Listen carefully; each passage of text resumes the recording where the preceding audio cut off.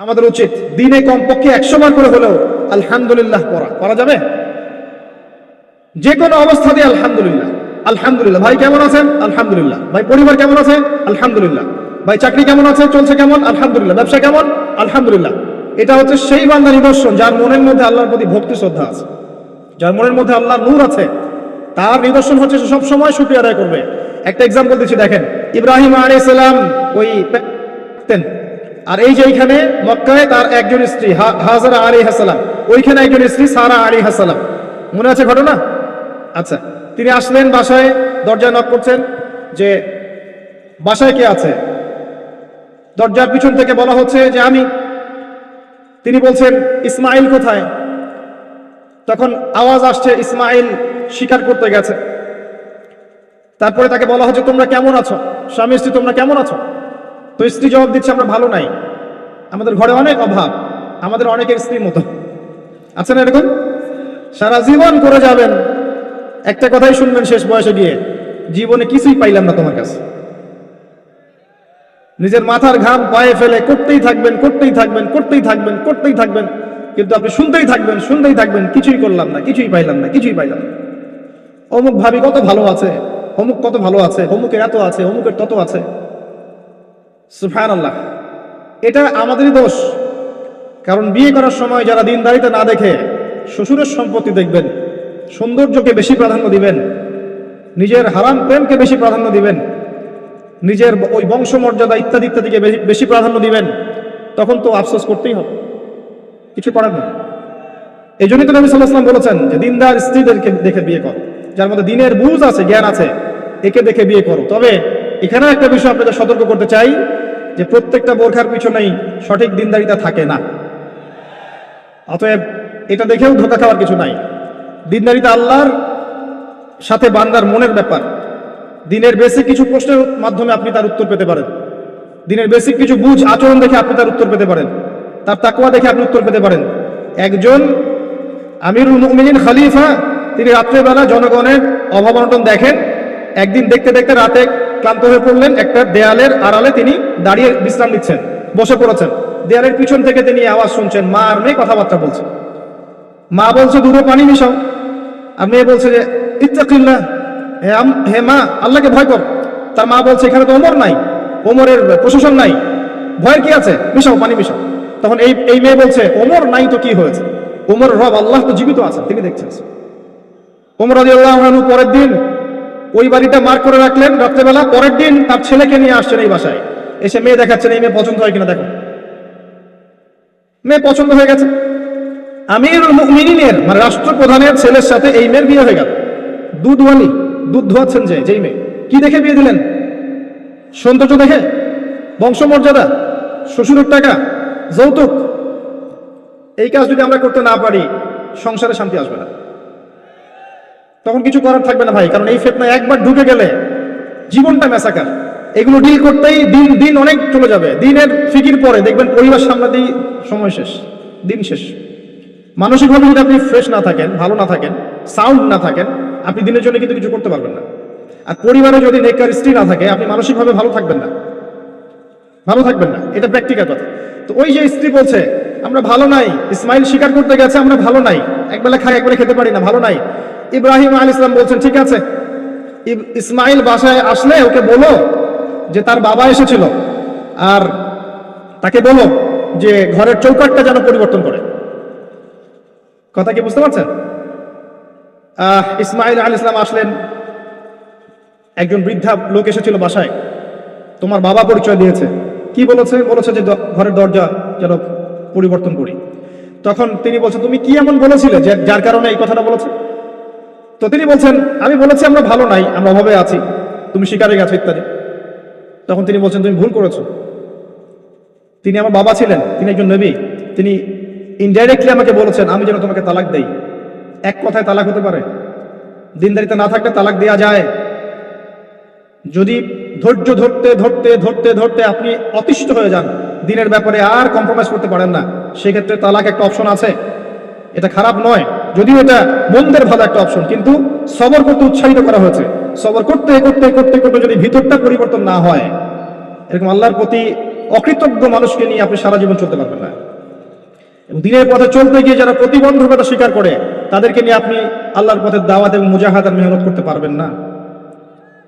এই জায়গায় গিয়ে অনেক সময় এক্সট্রিম ডিসিশন নিতে হতে পারে, এটা ইসলাম কিন্তু অপশন রেখেছে আপনার জন্য, আমি উৎসাহিত করছি না, অপশন রেখেছে।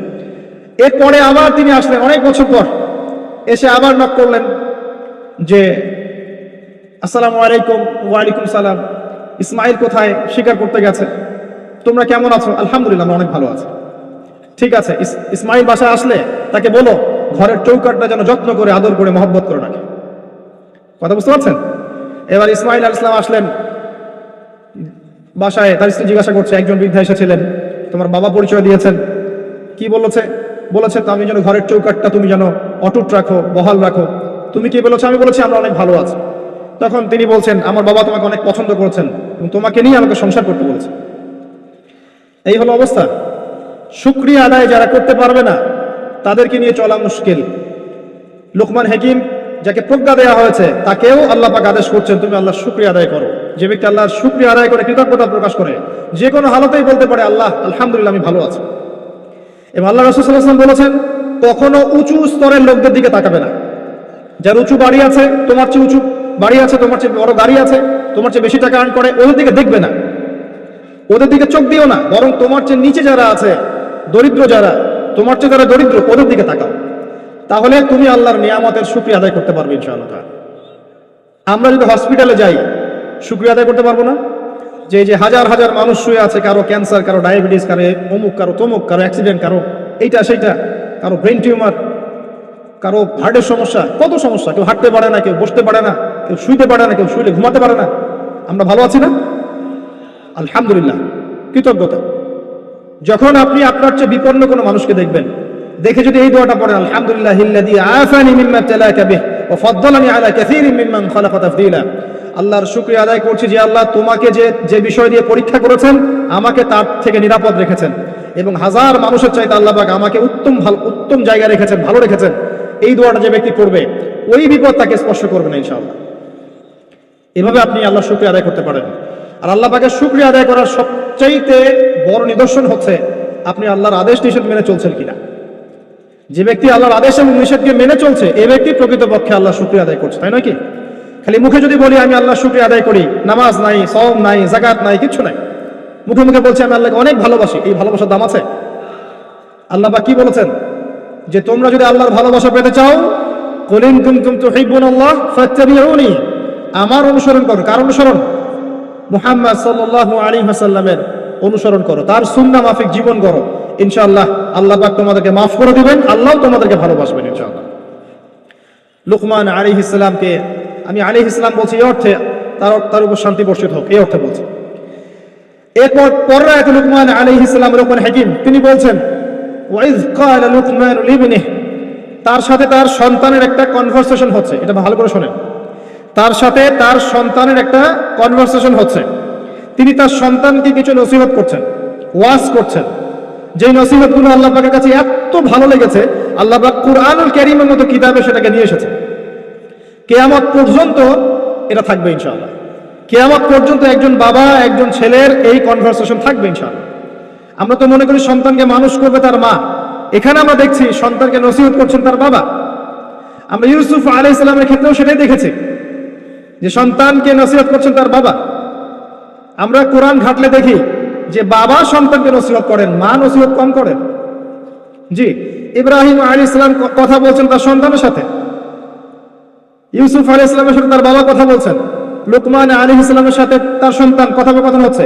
তাহলে কোরআন দেখাচ্ছে বাপ কা বেটা, বাপ যেমন সন্তান তেমন। বাপ হবে সন্তানের রিয়েল গার্ডিয়ান, মা তাকে মানুষ করবে, ইলম, প্রজ্ঞা, বাস্তবতা শেখাবে কে? বাবা। আর আমাদের বাবারা এখন মানি মেকিং মেশিন, তারা খালি টাকা আর্ন করার মেশিন। সকাল 10টায় বেরাবে, আবার রাত 10টায় আসবে। সন্তানের সাথে বাবার কোনো মিল মহব্বত নাই, দেখাশোনাই নাই। এটা ঠিক নয়। সন্তানকে মানুষ করতে হবে বাবাকে, তাকে প্যারেন্টিং শেখাতে হবে। আমাদের বাবাদেরকে প্যারেন্টিং শেখাতে হবে, মাদেরকেও শেখাতে হবে। আসেন আমরা এখান থেকে দেখব কিভাবে তিনি তার সন্তানকে নসিহত করছেন। এই নসিহত শুধু সন্তানের জন্য নয়, প্রত্যেকটা মানুষের জন্যই। আমরা এই নসিহতগুলোর মধ্য দিয়ে আমাদের লেকচারের ইতি টানবো ইনশাআল্লাহ তাআলা।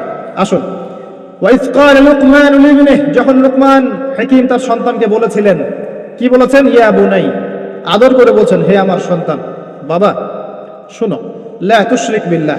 প্রথম নসিহত কি? আল্লাহর সাথে শিরিক করো না। লা তুশরিক বিল্লাহ, আল্লাহর সাথে শিরিক করো না। আমরা আমাদের সন্তানকে প্রথম কি শিখাই?